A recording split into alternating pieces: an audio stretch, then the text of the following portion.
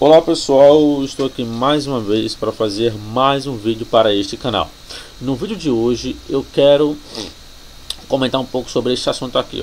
O nome original de alguém não sofre modificação para outra língua?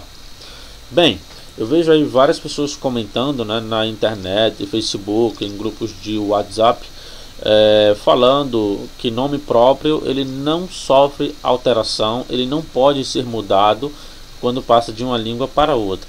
Por exemplo, o nome João em português, ele vai ser João em todas as outras línguas, seja hebraico, grego, latim, alemão, não importa, ele tem que ser João, ponto, é o nome original. Então isso tem que ser respeitado. Será que isso realmente existe? Será que isso realmente é um fato? Bem, antes de começar a falar sobre isso, se inscreva no canal se você não é inscrito, deixe o seu like, compartilhe, caso você puder e quiser. Se você tem interesse de estudar a língua hebraica, que no caso é essa aqui, ou a língua grega, que é essa aqui, ou fazer um curso de teologia à distância, você pode aí pegar o meu contato, né, o meu WhatsApp aí na descrição do vídeo, tá? E você se comunica comigo e fica por dentro de como funciona, certo? Bem, vamos lá. Primeiro ponto é que eu vejo várias pessoas falando o seguinte, nome próprio não tem transliteração, não tem tradução, né? Primeiro, o que é transliteração? Normalmente as pessoas que falam sobre isso, elas não sabem nem o que é transliteração, elas não sabem diferenciar transliteração de tradução e na verdade nunca estudaram sequer uma língua, nem o básico. Então assim, fica um pouco complicado você receber informações de pessoas assim, porque elas já ouviram de outra pessoa, que passou para outra, que veio de outra, e chegou até você, e você fica repassando essas coisas, né? Então tá. O que é transliteração? Essa é a primeira questão que eu quero responder aqui neste vídeo. Bem, transliterar é eu pegar as letras de um idioma, aqui o hebraico, tá? Então o que acontece? Eu pego as letras do hebraico e vou colocar a correspondência dessas letras no português. Por exemplo, essa letrinha aqui, essa primeira aqui, é essa aqui, tá? Essa de baixo aqui, esses dois pontinhos aqui, é essa aqui. Essa letra aqui é essa aqui. Essa aqui é essa aqui, tá? Essa aqui, ó, o shin é essa aqui. Esses três tracinhos aqui abaixo aqui, ó, que vocês podem ver, esses três pontinhos abaixo, é o U. Essa última letra ela é muda, no entanto esse tracinho abaixo é essa letra aqui, A. Então a pronúncia é Yehoshua, né, ou Yehoshua. Então aqui você tem no português a mesma pronúncia do hebraico, não muda nada, tá? A pronúncia é essa aqui, certo? Então isso é transliterar. Eu pego os caracteres de um idioma e coloco para outro idioma que eu quero. No caso que eu estou pegando do hebraico para o português. Mesma coisa aqui, né? Eu pego essa letra aqui, transformo nessa. Eu pego esses dois pontinhos abaixo aqui, essa aqui. Eu pego essa letra aqui, é o SH. Eu pego essa letra aqui, né? Essa aqui. E eu pego essa letra aqui com esse ponto, esse tracinho abaixo, que é essa aqui. Mesma coisa com o grego. Aí eu vou pegar do grego para o português. Então eu vou pegar as correspondências dela, né? Eu pego esse I, que é esse aqui. Esse é o E, eu coloco o E português. Esse aqui é o S grego, coloco o S português. Essas duas letras aqui, essa primeira aqui, ela vai ser muda quando ela está ligada a essa aqui. Então ela só vai ter o som de U mesmo, tá? U. E aqui eu coloco esse S, coloco o S português. Então fica Jesus, tanto em grego quanto em português. Então isso é transliteração, tá? Esse é o primeiro passo para você entender. Agora o que acontece? Nem sempre uma transliteração ela é possível de uma língua para outra. Isso não é possível em todas as línguas. Então os nomes próprios eles sofrem modificações. Por quê? Eu vou explicar aqui, ó. Vamos pegar aqui o nome Yeshua. Se você pegar lá no livro de Esdras 2, acho que é 2:2, né, vai ter esse nome aqui lá em hebraico, tá? E se você pegar na Septuaginta, que é o grego do Antigo Testamento, você vai encontrar no lugar desse nome, você encontra esse. Aqui é Yeshua, aqui é Jesus. Por que que houve essa mudança de som? Yeshua e Jesus. Primeira coisa, essa letra aqui no hebraico, essa aqui, ela tem esse som aqui, ó, de SH. Poderia estar com a sua vogal, né? Pode ser Shua, Shá, enfim.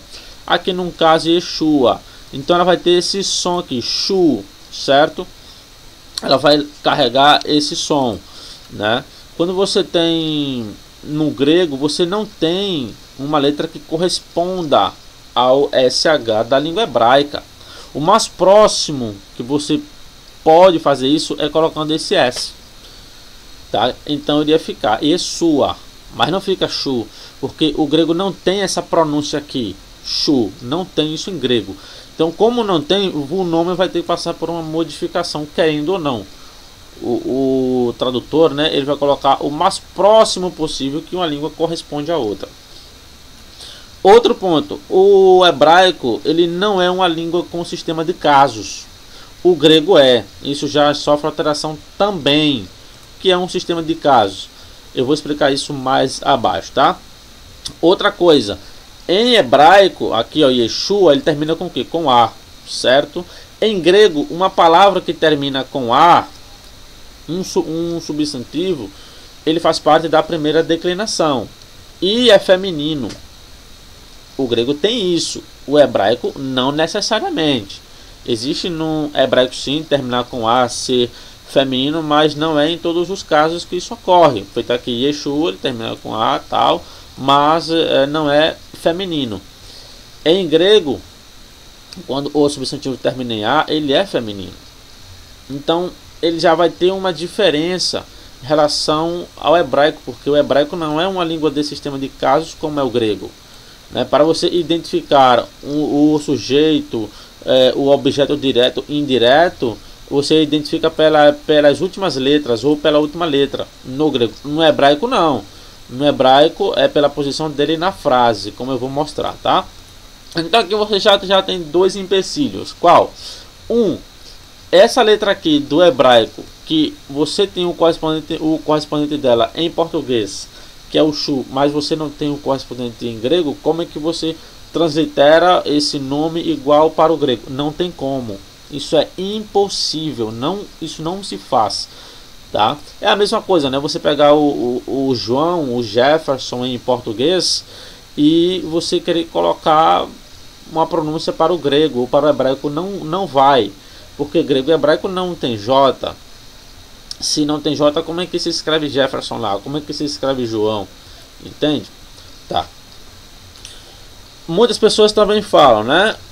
Nome próprio não tem tradução, não se traduz. Isso é um erro, porque o que é tradução?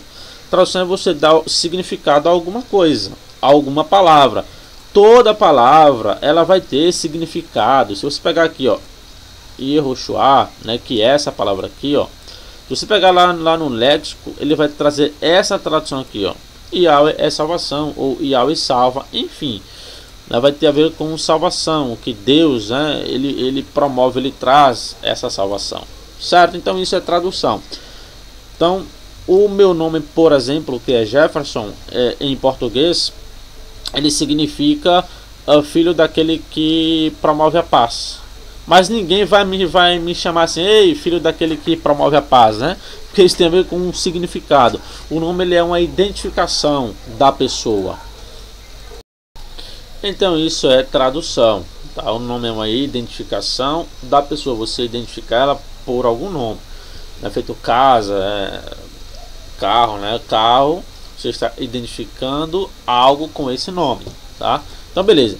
Então você sabe o que é transliteração, você sabe o que é tradução, certo? Certo. Agora vamos para a mudança nos nomes. Aqui temos mudança nos nomes, tá? Bem, o que acontece? De uma língua para outra, os nomes, a escrita, ela sofre alteração querendo você ou não. Eu vou mostrar aqui em português, vou pegar em grego para vocês verem como funciona diferente. Aqui eu tenho uma frase, eu peguei aqui 3 frases com o nome Paulo, certo? Observe. Paulo matou o rato. Paulo, aquele é o sujeito na frase, Porque ele é o sujeito, porque ele está praticando o verbo matou. Então ele é o praticante do verbo, então ele é o sujeito. O rato aqui é o objeto direto, é aquele que recebe o verbo, a ação verbal, né, praticada pelo sujeito Paulo, beleza? Tá. Nessa segunda frase aqui, Paulo já não é mais o sujeito. Paulo ele é o objeto direto. Na primeira, Paulo é o nominativo, indicando o sujeito. Na segunda, ele é o objeto direto, indicando o acusativo. Porque aqui ele não pratica o verbo matou. Quem pratica é João. João matou Paulo. Então, quando eu digo João matou Paulo, eu estou dizendo que João é o sujeito, porque ele praticou o verbo, e Paulo é o objeto direto, porque está recebendo a ação verbal praticada pelo sujeito. Tá? Então, beleza. Aqui eu tenho Paulo como sujeito, como nominativo. Aqui eu tenho ele como acusativo. Aqui eu tenho ele como genitivo. Casa de Paulo. Quando eu digo casa de Paulo, o de Paulo aqui é um genitivo. Por quê? Porque esse de aqui, a preposição, ela faz uma ligação de possessão. A casa de Paulo pode indicar aonde Paulo mora, né? Indicar o local aonde ele mora ou aonde ele está, ou pode indicar que a casa pertence a Paulo, né? Estamos indicando ali se a casa pertence a Paulo, logo é posse de Paulo. Então aqui eu tenho genitivo de Paulo, aqui eu tenho acusativo, objeto direto, né? E aqui eu tenho nominativo que envolve o sujeito. Em grego não é assim que funciona. Você nota que em português o nome Paulo ele fica o mesmo nome para ser sujeito, para ser objeto direto, para ser genitivo, ou outro caso, dativo ou vocativo, não importa, o nome fica o mesmo. No entanto, em grego não, em grego muda. O sistema do grego é um sistema de casos. Por exemplo, Atos 3:16, se você pegar lá em grego, você encontra assim, ó, Anastas de Paulos, quer dizer, então Paulo se levantou. Paulos aqui, porque eu sei que Paulo é o sujeito, por causa dessa última letra. Esse S aqui que está em vermelho, esse sigma, ele indica que Paulo é o sujeito, é aquele que pratica o verbo anastas. Então quer dizer, Paulo se levantou, certo? Ele praticou esse verbo, ele se levantou. Então aqui envolve o sujeito. Eu sei disso por causa dessa última letra, tá? Mas se eu pegar em Atos 17:10, eu tenho Roi de Adelphoi, os irmãos, né? Aqui ó, os irmãos no plural, né? O exepempsam, que é enviaram, né? Aqui ó, tanto a Paulon, olha, Paulon. Você nota que aqui o nome de Paulo vai ter um S, aqui vai ter um N. Isso aqui é um N, tá? Em grego, não é um V não. Então tá, aqui eu tenho um S porque ele é o sujeito, aqui eu tenho um N porque ele é o objeto direto, ele é o acusativo. Então nota que a última letra do nome ela muda, certo? Então aqui eu vou ter, né, tanto Paulo, aqui eu vou ter quanto, né, quanto Silam. Silam também está no acusativo, objeto direto. Então aqui os irmãos, o sujeito, aqui o sujeito, porque ele é o sujeito, porque ele praticou, eles, né, praticaram o verbo enviaram. E Paulo e Silas é objeto direto porque eles estão recebendo a ação verbal praticada pelo sujeito, tá? Então tá, aqui eu tenho Atos 19:11 que diz Diatom Heiron Paulo, né? Paulo aqui pelas mãos de Paulo. Aqui de Paulo, aqui está no genitivo. De Paulo, aqui ó, de Paulo. Por quê? Porque essa última letrinha aqui indica o genitivo para esse nome. Então observe, aqui eu tenho um S, aqui eu tenho um N no final, aqui eu tenho um U no final, certo? Então aqui indica um objeto, aqui indica o genitivo. Mas se eu quiser falar Paulo como objeto indireto, eu não escrevo nenhuma dessas formas. Eu escrevo essa forma aqui, ó, né? Aqui, ó, Paulo, Paulo, Paulo quer dizer a Paulo ou para Paulo, né? Que você tem apengelen to Paulo, quer dizer informou para Paulo, né? A Paulo, objeto indireto envolvendo uma preposição, pode ser a, pode ser para, pode ser com, pode ser em, pode ser por, enfim, vai ser qualquer preposição dessas aí ou outras, dependendo do contexto. Então aqui eu tenho Paulo como objeto indireto, como um dativo, né? E aqui se eu quiser falar como um vocativo, Paulo, né, me direcionando a essa pessoa, eu tenho que escrever Paule. Paule, olha só, né? Aqui eu tenho Maine, Paule, quer dizer, estás louco, Paulo. Ou seja, Paulo aqui envolve o Paule. Aqui eu tenho para indicar o vocativo, aqui eu tenho o para indicar o dativo, aqui eu tenho o para indicar o genitivo, aqui eu tenho N para indicar o acusativo, e aqui eu tenho S para indicar o nominativo. Entende isso? Então, assim, de acordo com a função sintática da língua grega, o nome próprio ele vai sofrer modificações. Se ele vai ser genitivo, ele escreve assim. Se ele vai ser dativo, ele escreve assim. Se ele vai ser objeto direto, ele escreve assim. Se for sujeito, é assim. Se for vocativo, é assim. Entende? O nome próprio na língua grega ele vai ter várias formas, por causa do sistema de casos.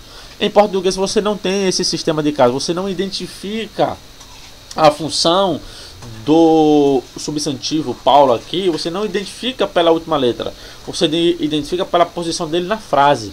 Se ele vem antes do verbo, ele é sujeito. Se ele vem depois, ele pode ser objeto direto ou indireto, tá? E por aí vai, certo? Então é basicamente isso. Para concluir, eu tenho aqui um nome em hebraico e tenho esse mesmo nome em grego. Olha como ele muda, tá? Aqui eu tenho um farosh, perdão, tá? Farosh, e aqui eu tenho o foros, né? Por que houve essa mudança? Bem, aqui essa última letra, que é o SH, ela não tem correspondência em grego. Então o mais próximo que alguém pode trazer vai ser um S. Por isso que aqui já sofre uma modificação, tá? Por que vai ficar esse os? Porque aqui indica um genitivo de foros, né? O português coloca como parós, tá? Então ficaria essa palavra aqui, esse nome ele vem lá de Esdras, né? Esdras 2:3, se não me falha a memória. E esse aqui também. Então o hebraico tem essa escrita, o grego tem essa escrita, tá? Essa letra aqui não tem correspondência em grego, e o grego tem que colocar aqui no caso genitivo. Então o caso genitivo seria essa forma aqui, certo? Então, como ele não tem essa correspondência, ele vai sofrer uma mudança querendo você ou não. Então nomes próprios sofrem por mudança, sim, não tem para onde fugir. Principalmente se você pegar uma língua que tem um sistema de casos, como é o grego, e for pegar uma língua que não tem, como é o português, ele vai sofrer modificação, ele vai ter letra que não vai corresponder a outra língua, vai ter que colocar uma letra mais próxima possível, e daí vai, certo? Então esse papo de que nome próprio não sofre modificação, tem que ser, esse nome tem que ser o mesmo em todas as línguas, isso é falso. Até porque eu perguntaria como ficaria o meu nome, que é Jefferson em grego, o hebraico. Se em português tem um J, o meu nome se escreve com J. Mas em a língua grega não existe J, e nem em hebraico também existe J. Então como é que fica? Vai mudar ou não vai? Vai! Não tem para onde correr, tá? Então é isso aí. Espero que vocês tenham gostado desse vídeo. Espero que ele tenha ficado bem explicativo. Certo? E é isso aí, que Deus abençoe a todos e até o próximo vídeo.